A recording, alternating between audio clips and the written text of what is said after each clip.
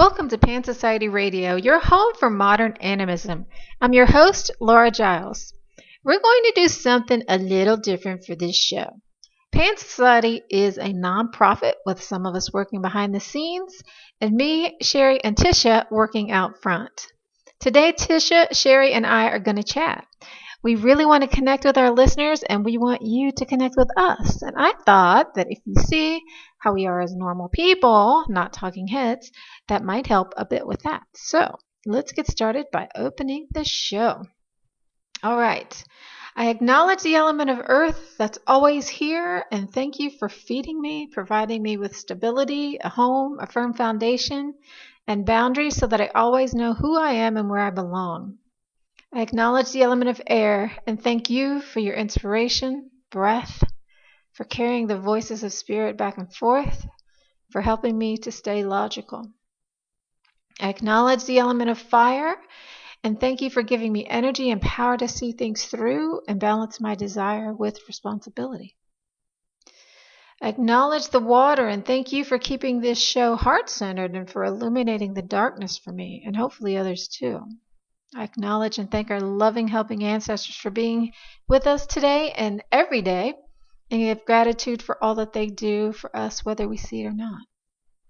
As always, I'd like to thank our listeners for tuning in. The show is for you. It's inspired by your questions and feedback, so thanks so much for being here, liking, sharing, and subscribing to all our social media pages and blog. Thanks also for your financial support. Like everybody, we can't survive on love. We have bills to pay, so as much as I hate asking you for money, I do appreciate when it comes in. We don't have a steady income stream yet, but we've added another way that you can support, and we're always looking for other ways, so if you have any ideas, please send them on. But on the website, there's now a shopping page. If you buy anything from that page, we get a small donation. And if you prefer to donate directly, you can do that on our website at www.pansociety.net at the bottom of the page, or use the donate button on the Podbean app if you are listening there. Are you ready for the big experiment? I'll be back in just a moment with our guests, Sherry Calvert and Tisha Michelle.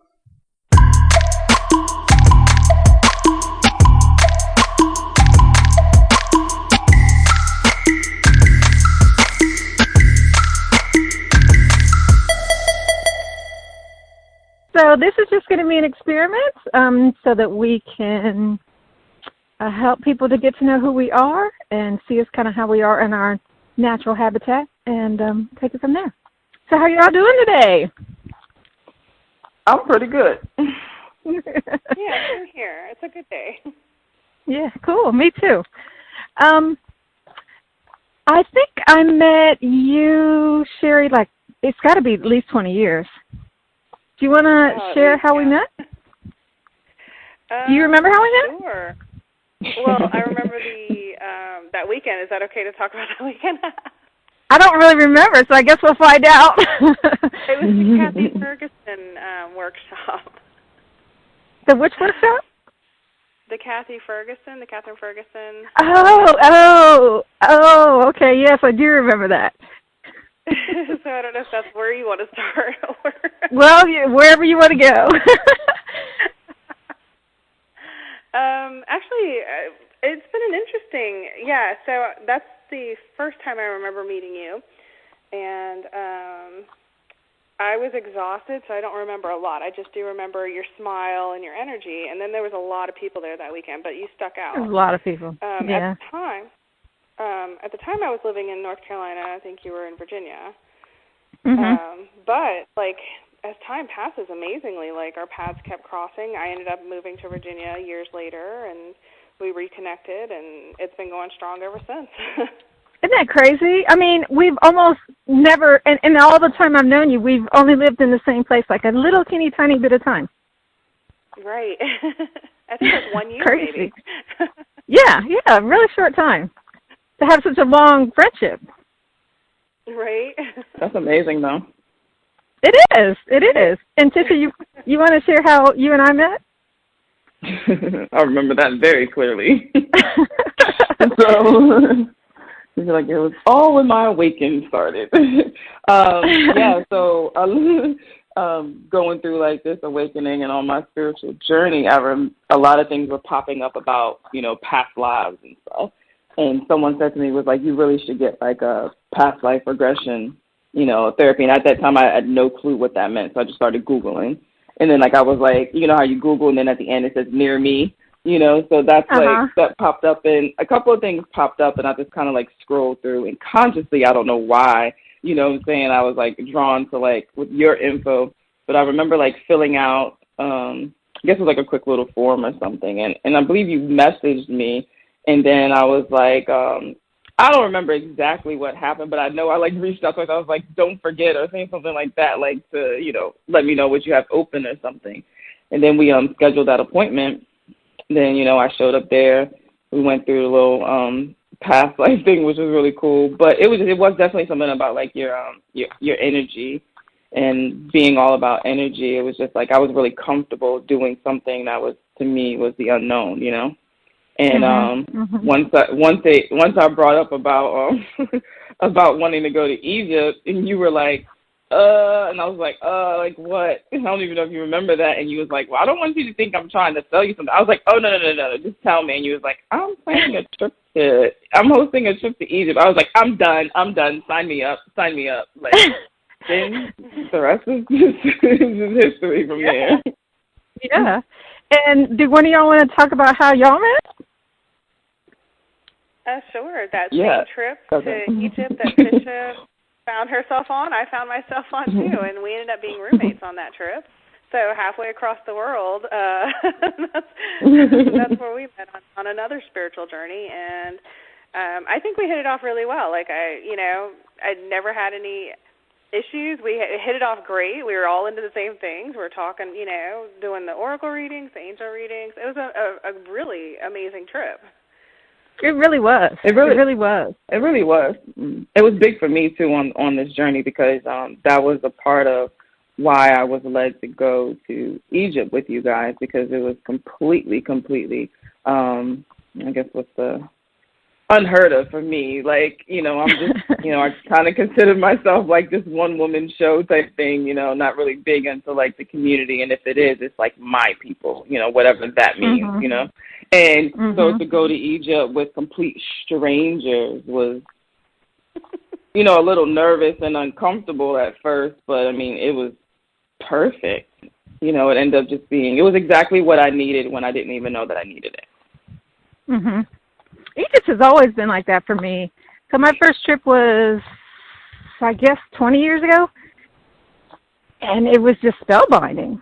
And I'm like, oh my God, I need more, and I just kept going back. And yeah, the last trip too was the same. I think it was perfect. Oh, it absolutely was. Yeah, thinking about it, I remember like the last day we were there, and it was just us three in the cab because everybody else was either getting dinner or whatever, because we were heading back to Khan el-Khalili to go shopping one last time. Yeah. And I remember all three of us sitting there talking, thinking, oh, you know what? We definitely could come back and still not cover all the stuff.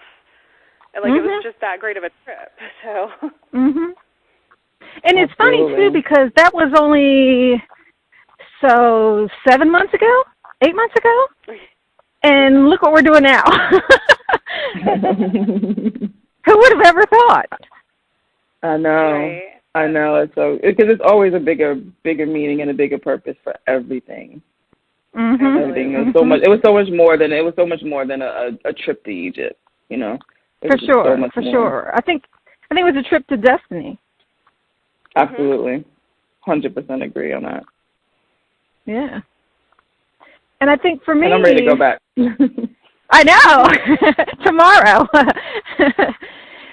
So I've seen Egypt a lot of times, and it is absolutely magnificent. But to me, the highlight is always the people. I mean, I think the energy of the place kind of amplifies it. But y'all remember, like, the nights on the cruise ship deck? Yeah, that was my favorite. Or the days. Or the days, yeah. Yeah. Sometimes I'll be in the house and I'll be like, take me back to the Nile.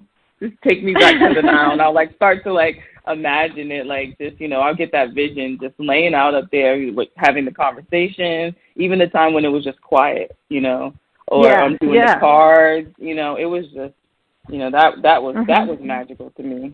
It was just, just peace. It was freedom. Yes, yes. And for me, that's kind of the whole feeling, the idea of connection and sovereignty, connection, and oneness. I just want everybody to have that because it's just so magical. When you're with people and it just clicks, and because you can't really, I mean, I guess you can have it by yourself, but it's a different kind of thing.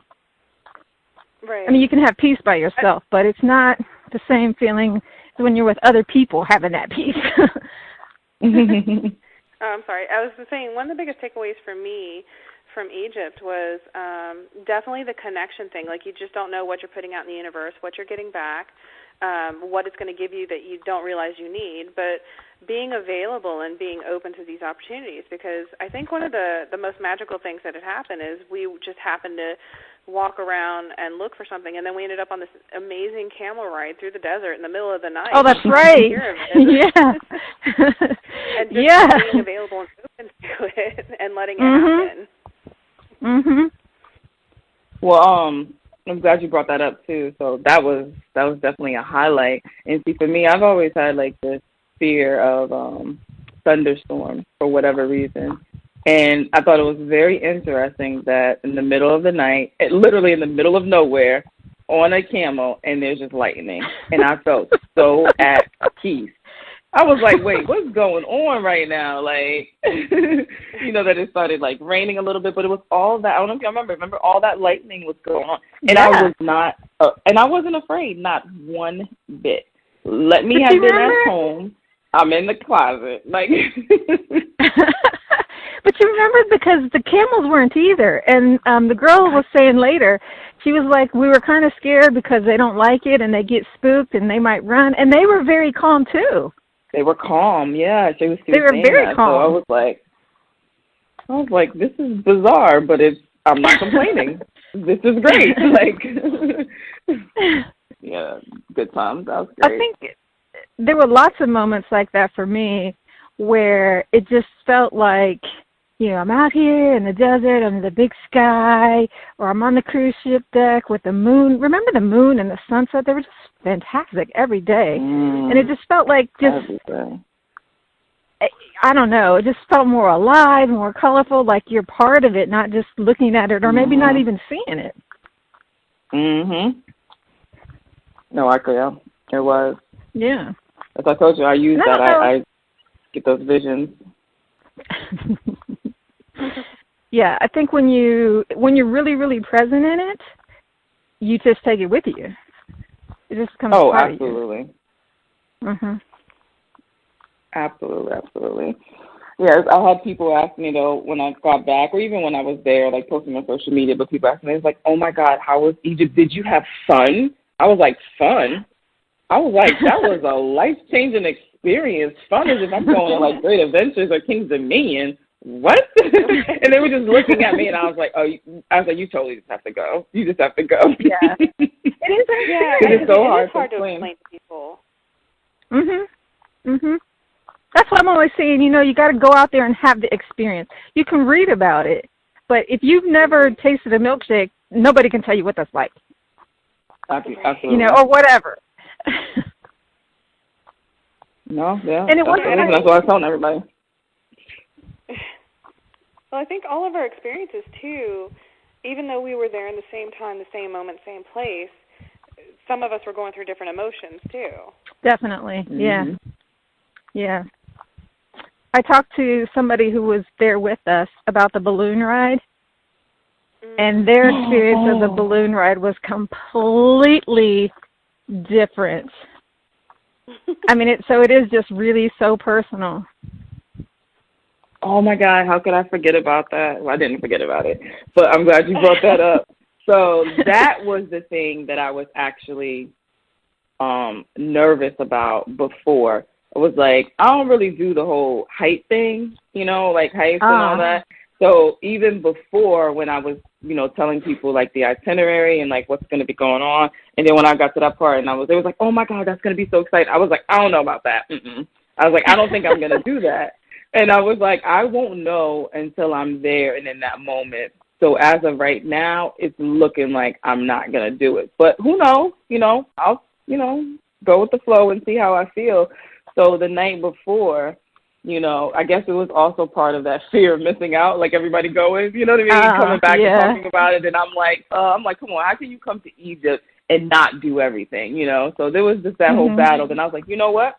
I just said a quick prayer, over just keeping me safe and just, not being nervous and any of that. And I just got up. I think we got up at like 4 a.m. or something, and I was just like, okay, let's go. But then when I got in there, it was totally not what I expected, because I think in my mind I expected, like, I'm so high up that I'm just going to be really, like, afraid. And then how you start making up those stories in your head, and then, that caused all that, anxiety and stuff. When I got in, I was like, oh, this is very peaceful. But there was still that part of me that was like, don't move, stay in this one spot, you know what I mean? So I was like, okay, then I moved a little bit, if y'all remember. So I wasn't all like leaning over. I wasn't going to go that far. But, in my mind, I was like, don't look down. And then my mind was like, look down. You know what I mean? I'm like, I'm here. I'm doing this. You have to. And then I did. And I was like, oh, this is not bad at all. And it was just so peaceful. I pulled out my phone. I took all these videos and these pictures. And that was a huge thing for me, because, what fear can do to you. Fear can just have you trapped and cripple you. And the only way to really see if the stories you're making up in your head is legit or not is to actually go through it. And those stories I made up meant absolutely nothing. It was so peaceful. It was great. It was a really good experience. Yeah. It was so beautiful, and I don't have a lot of, I'm heavy water, heavy earth elements. So the masculine side, even though I think I'm more of a, in a lot of ways, I think more like a guy than a girl, that whole air, fire thing, I have to go into that. I don't know. So being up in the air was really good for me because, like you said, it's really peaceful, it's expansive, and it's indescribable, really. And it just helped me kind of get out of my comfort zone, too, but in a different way. Well, it was definitely big for me to get out of the comfort, and just being just so high up there is just like, me personally, like, I felt like I was just a part of it, like, part of everything. Yes. Yeah. I think that was definitely a trust in the universe exercise, too, because if you think about it, and I'm not trying to scare anybody out there, hot air balloons are not very drivable. Like, you don't have a lot of control. That's true. Yeah. And there's no seat belts. There's no, But we did practice our emergency landing. We did. Oh my gosh, there's that. Yes. That was even awesome. I wasn't even scared. I wasn't even, when that was like going on, and I was like, wait a minute, are we in a field? Wait a minute. Are those people? Like, wait a minute, what's going on? But it was like a really good experience. And I wasn't like afraid, because, when I was thinking, I was just like, that part of me was just like, why aren't you afraid? And it was just because I knew we were going to be okay. Like, no one said it. Like, I just knew we were going to be okay. And like, I feel like that's what Egypt also did for me. It just allowed me to just know that everything was going to be okay in general. Not just for the trip, but just like, just trusting and like, oh, everything's going to be fine. So that was, I forgot about that.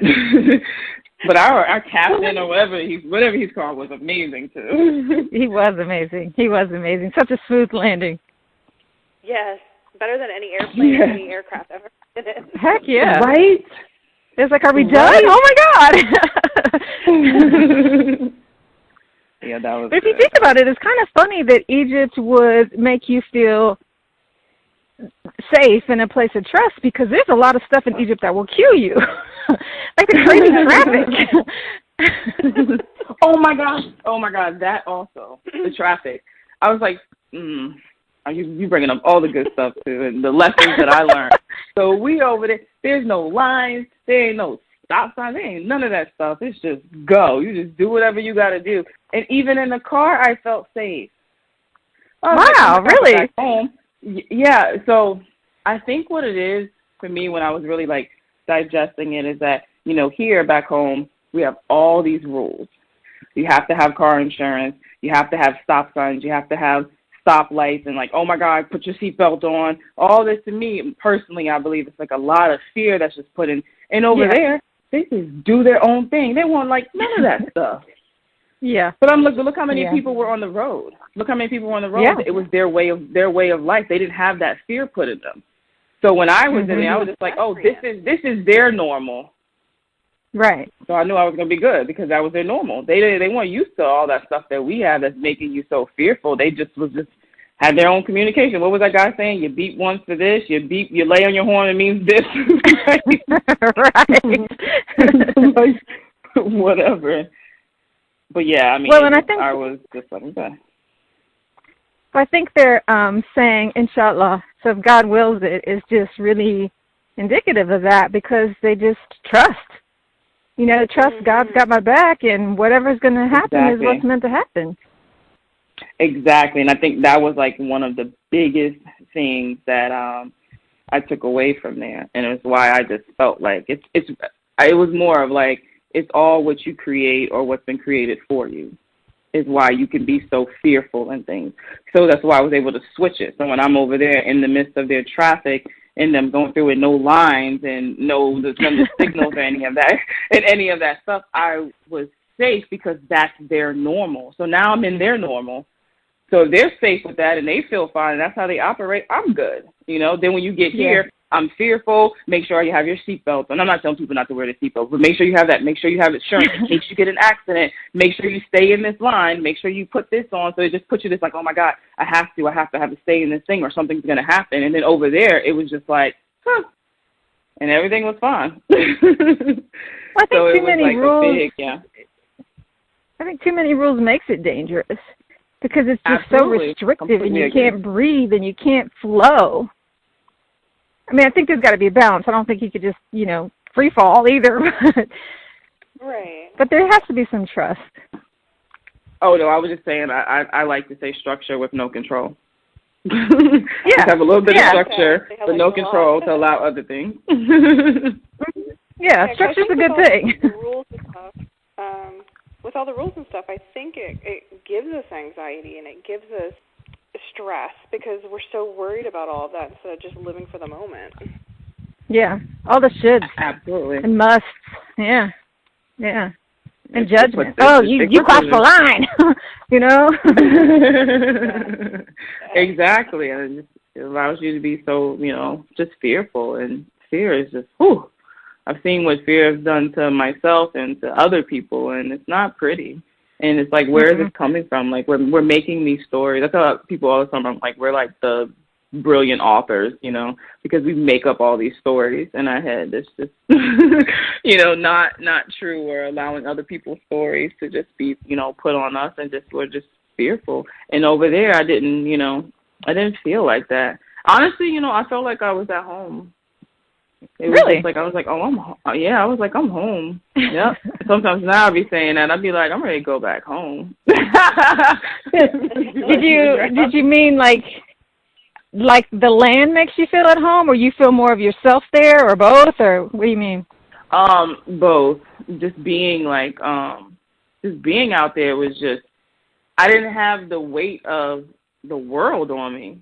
And mind you, it's still me wherever I'm at, So, I mean, it's still me, but I just felt like I could breathe. Even my visions that I get, like my visions were they were just so intense over there. Like as soon as I would close my eyes, I just had like all these visions and stuff. And I couldn't tell you what the visions were because I didn't care. I was just so excited that they were there and it was just moving so fast. I was like, I'm not even trying to figure out what was going on. But I'm like, at the end of the day, it's still me, whether I'm in Virginia or I'm in Egypt. But when I was over there, it was so like clear and intense and just fast and just so powerful.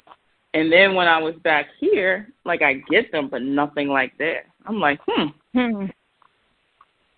the Earth's throat chakra is at the pyramids. So I don't know if that has anything to do with it. The throat's about speaking your truth. So maybe that was your truth.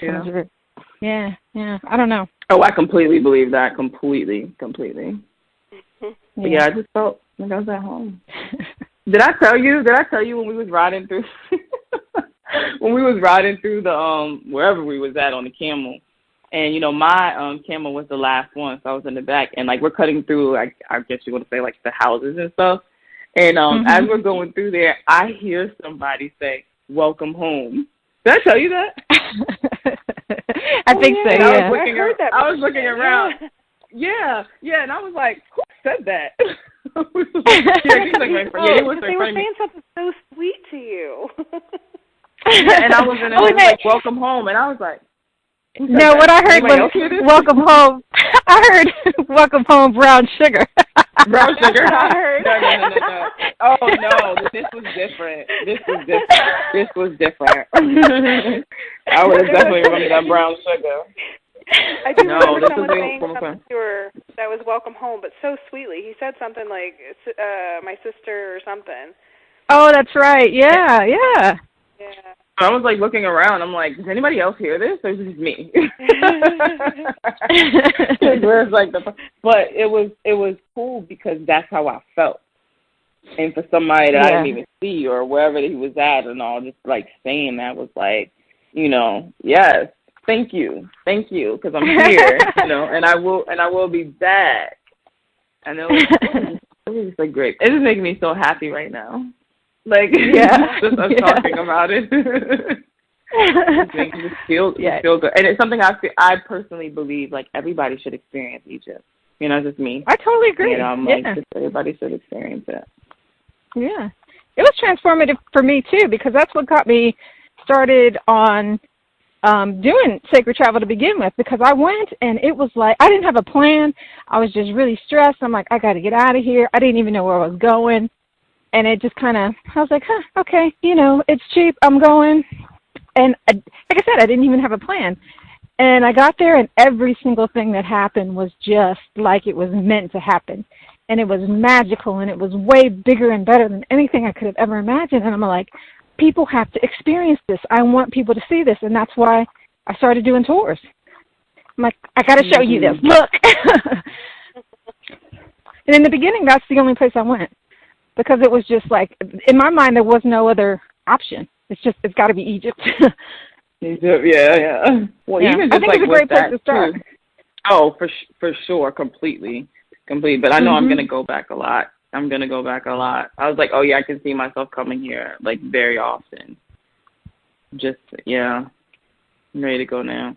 But another thing too, just thinking, and I'm pretty sure I told you guys that with this trip, I learned like a lot from you all. You guys I just got my passport, and so my first stint was Egypt. So that's awesome. Being around all of you guys and being so knowledgeable about different cultures and the different foods and stuff and the clothings and everything, to me was amazing. That I was just quiet a lot as far as taking it in. So not saying like I know everything, but being around people a lot and just kind of having so much knowledge and then getting into that environment like, oh, Tisha, you thought you knew stuff? Yeah, right. Be quiet now. You know what I mean? So that was great for me because that's how you elevate and that's how you grow, by being around different people and in being around different people in different situations. And I found myself in there where it was just like, oh, yes, it was like, give me more of this. I didn't feel like, oh, gosh, like, these people just know so much and, like, who do they think they are? It was just like, oh, wow. Even when it was like, oh, it's Galilean night. And I'm like, my mind, I'm like, what is that? Like, so then Sherry, you were telling me. And you were telling me, like, like with, like, you wear and all this stuff. And I was like, oh, okay, that's cool. But then you had the conversations, you'll be like, oh, yeah, because because I don't remember everything. But, like, yeah, this is, like, what they're used to with, like, food and how they eat and, like, all these things. Because y'all had been, like, all these different places. And I thought that was so amazing. But that's something that I honestly would not experience here in my present life. Because of not everybody I'm around and stuff has traveled like that. So you got being around you guys, like, you guys really actually travel. Now I'm around people when we've gone through different states, but, like, countries and stuff like that, no.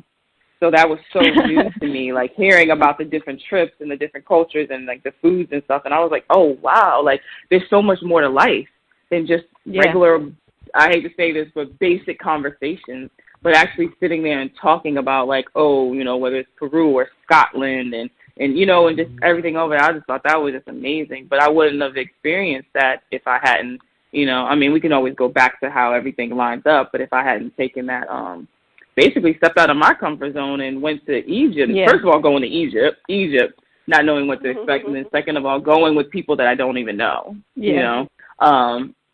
So that was really, you guys are pretty dope, though. I ain't even going to lie. I be talking about you all the time. I'm like, oh, my God. I was like, they know so much, and they know about these different cultures, and they traveled all over the place. Like, yeah, I'd be, like, raving about y'all. and well, it still happens to me. Go ahead, Terry. Oh, I was going to say, I learned from you too, Tisha. I think that trip, for sure. Like, I've always been reserved in everything that I do and who I am and what I show people. And after talking to you, I was like, man, look at this woman over here. She is honest from day one. Yeah. She is too. And I was like, I need some of that. Like, I've got to do more of that in my life.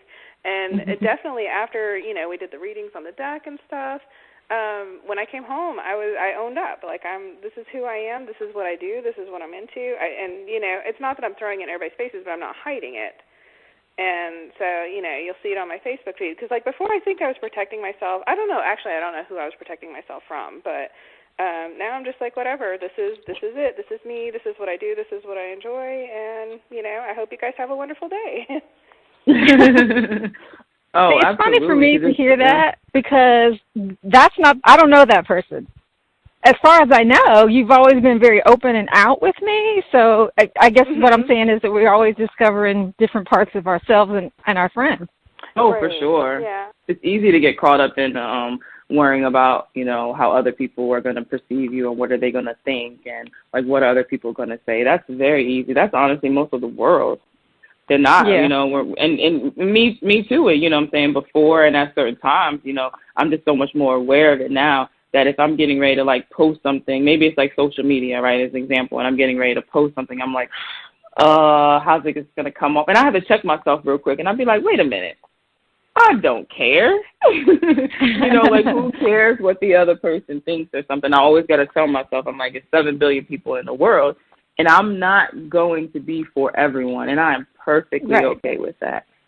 Perfectly fine with that. But I still will battle with that, you know, sometimes, too, just, you know, certain things. And then I'm like, wait a minute, who cares? Like, who am I living for? Am I living for, like, myself, or am I living for these people who are, they're battling their own identity crisis or whatever, and if they are judging me, it has absolutely nothing to do with me. It's 100% about them.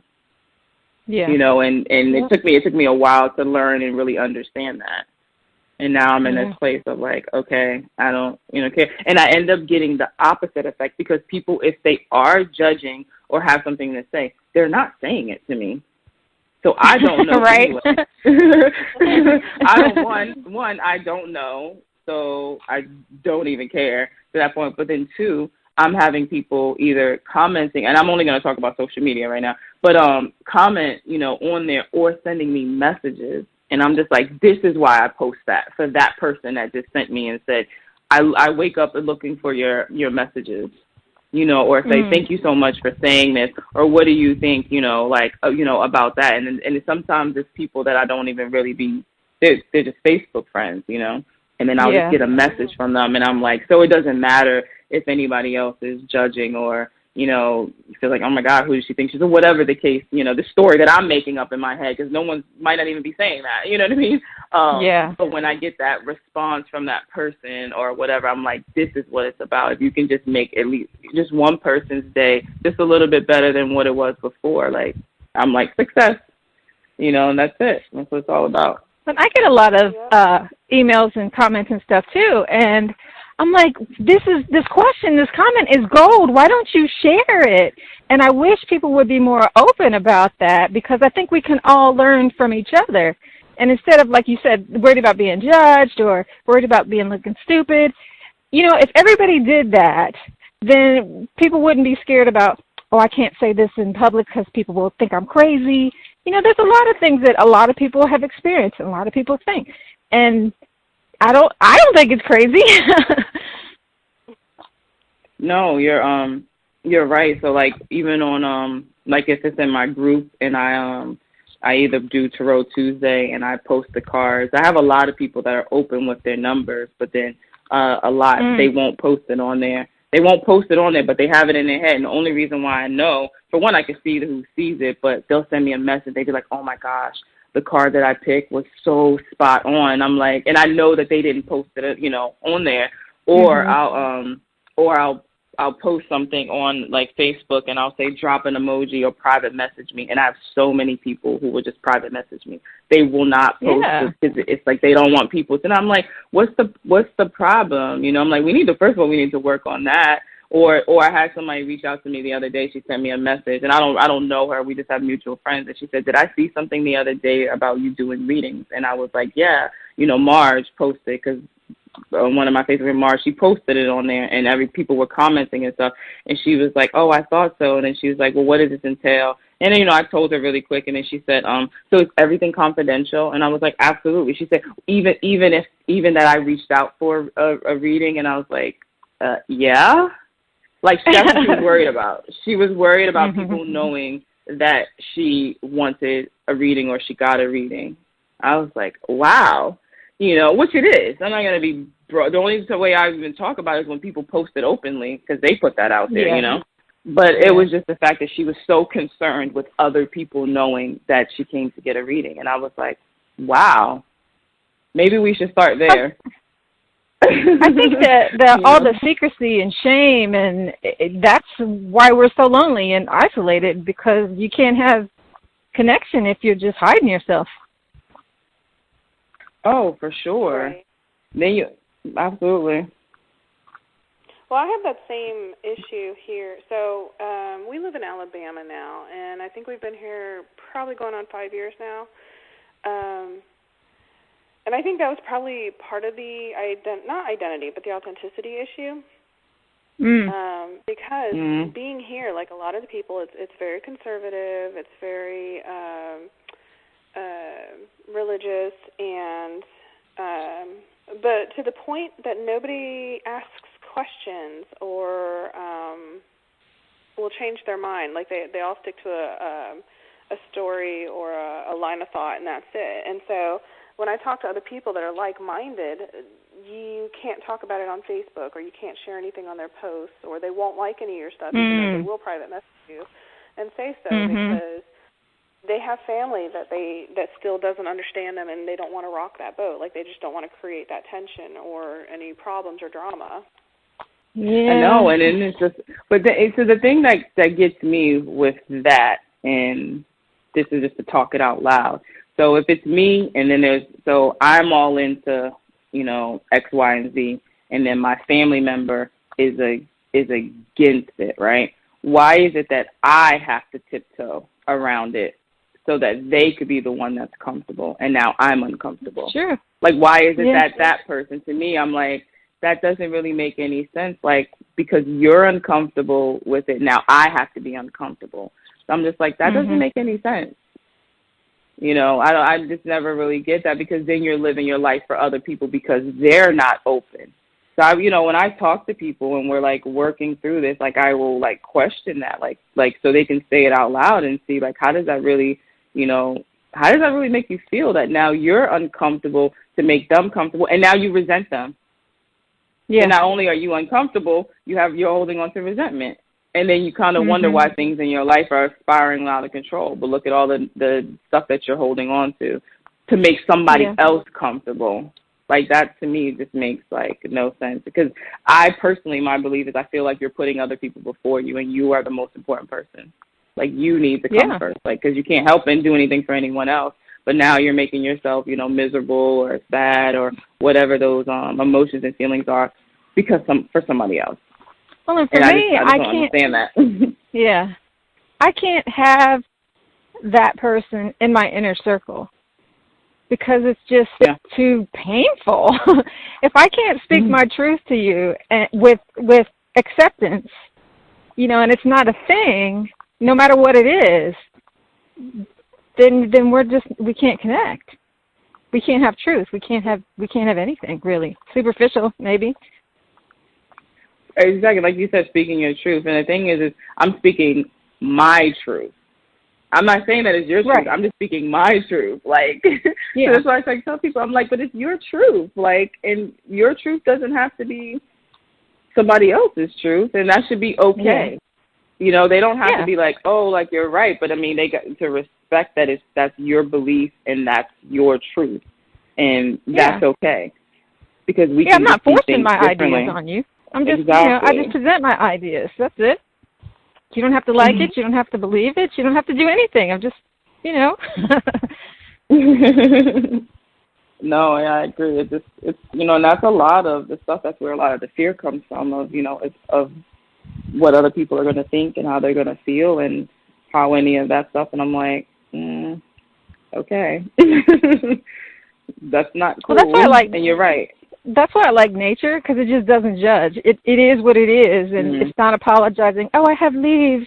I have nuts. I have no nuts. Whatever. It's just, I'm hungry. I'm not hungry. Whatever. Okay.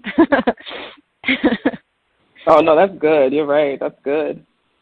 Mm-hmm. That is good. Yeah, it's too much judging going on, and people aren't living their well, one is too much judging, so people they're not being authentic.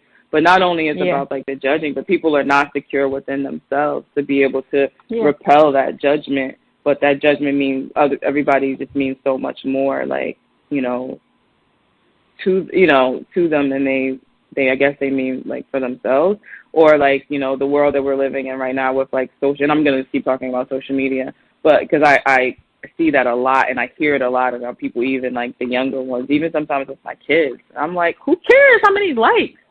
I'm like, what is that like doing?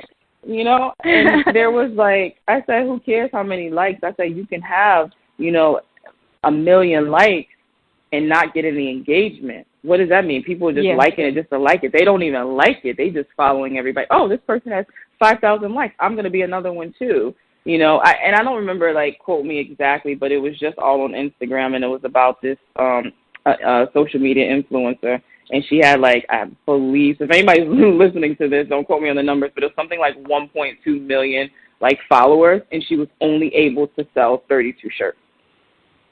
Oh, wow.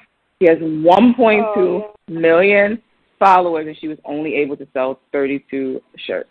And that right there spoke volume, that it doesn't matter how many people like you or follow. If they're not connecting with you and you haven't built any type of rapport or a relationship with them, now there's no reason. I mean, I have like 2,500 people on Instagram, and I was able to sell more than 30-something T-shirts. And most of that was just the people that I actually knew, because I built, like, a relationship with them. But just saying, like, that doesn't matter. But people are so more concerned about other people and how many people will like me, So if I put this post up, how many people, but when that doesn't really matter. It's more about how you like yourself and love yourself. And then I say that's like, you got to like yourself and you got to love yourself, and anything else after that is a bonus. I'm like, that's a bonus. Yeah, I was talking to somebody who was asking me how many followers I have, and I've never cultivated followers. I'm not a follower, so I'm not going to ask you to be one, and the number wasn't high enough for this person. And I'm like, well, it's exactly what you said. I was like, well, my numbers are not high, but they are deep, because I have relationships with people. It's not like, drive-bys. To me, that's much more meaningful, because I want that connection. I want them to have a connection with me. I want to have a connection with them. Absolutely. That's what it's about. Relationship building. How are you connecting to people? And that clearly showed that girl, that she wasn't connecting to anybody. They was just liking it because everybody else did. Yeah, being popular. Exactly. My son, I told him, I said, I posted this picture, my youngest, the 8-year-old, and this was like a couple months ago. I was like, I posted this picture of us on Instagram, and he was like, let me see how many likes we got. What? I said, no. I had to nip that in the bud with him. He said, how many likes did we get? was like, oh no. So, obviously he's hearing this around like other people and like the other kids and stuff like that. And I was like, oh my God. Yeah. But that's like it is. Why is it the first thing? Like, oh, how many likes did we get? Okay. Like, I was like, oh no, we can't be living in this, how many likes and followers do we have or did we get, and just really not worry about that, just focus more on ourselves. Yeah, at that point, you're living life for them, not for yourself. Absolutely. Yeah, and authenticity is not about being liked. It's about being true. Mm-hmm. Absolutely. That's why, like, when I do, like, the videos and, like, if I stumble on something, I'm like, I'm not going back and recording that because I'm not going to have the same energy. Like, I'm like, you know what? That's I'm what not I do. perfect. Yeah, that's what I do. And I know it shows, and I don't care because the times that I have recorded it over, it doesn't have the same energy or the same passion. It doesn't have I'm like, the okay, I same can live with energy. the mistake. Mm-hmm.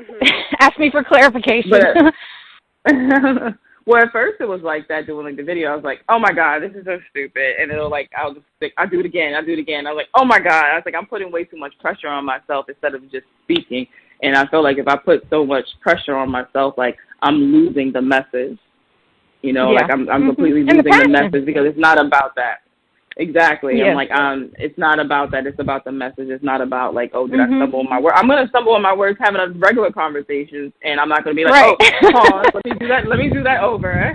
Wait a minute. Let me do that right. over. Let me start this conversation over. So, so that's why it was like that, again. But then I was just like, no, I don't need to do that. If I, whatever, I messed up. I mean, okay. So. Yeah. So what? Because if somebody wants to judge that I messed up or I stumbled on a word, like that's a problem because you're completely missing the message. Yeah. For there. And I actually cultivated that. I don't want to say cultivated. That's too strong of a word, but I wanted that humanness. And I'm like, okay, so I'm not going to look like a newscaster. I'm not going to look like a, I don't know, whatever, professional blogger or video person. But I'm going to look like me, and that's okay with me. Mm-hmm. Absolutely. Sherry, were you about to say something? I know, they're on your shoulder. Yeah, I can't believe she posted that. Like, oh my gosh, she should have silenced those birds before she put that video up. Like, but I just say all that just to say, like, we all like talking. I was just gonna say, I just say all that to say is that we really just need to not worry about anybody else but just ourselves and how it makes us feel, and that's all that matters. Yeah.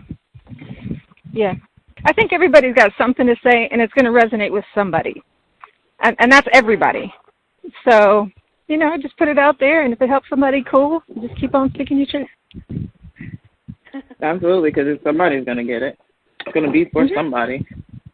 Well, it's been really good talking to y'all. This was so fun. I know, it really is. I feel like we need to plan a trip. We do need to plan a trip, exactly. Girls' Day. Yeah, that's what this is about. The retreat. We got the retreat coming up in October. Coming out. Dang, that's right around the corner too. I know. Oh man, I'm gonna have to fly back from Arizona. That's right. That's so it really is gonna be a trip for me. That's cool. Yeah. That's cool. Well, cool. Well, thanks for coming on, and we will see y'all on YouTube or maybe another podcast. Sounds good to me. Yep. Thanks to all of you who tuned in. I hope that helps you to get a sense of who we are as people and how we connect to each other. I know we're really different people, but you can see that it works. And you can slide right in here too and be part of PAN. Please feel free to publicly comment and ask your questions. You can also email me at laura@pansociety.net. We're also on Instagram, Facebook, Twitter, and YouTube if you prefer those outlets. And if you're there, please like, share, subscribe, and comment there to see what we're up to or join the conversation. We also have a private Facebook group if that's more useful and you want a little bit more privacy. And the more you interact, the higher our ranking goes, so that also serves to help us be seen by more people. Thanks for tuning in for this edition of Pan Society Radio. And if you'd like to donate now to support our show, you can go to our website at www.pansociety.net. This is Laura Giles for Pan Society Radio, and see you next week.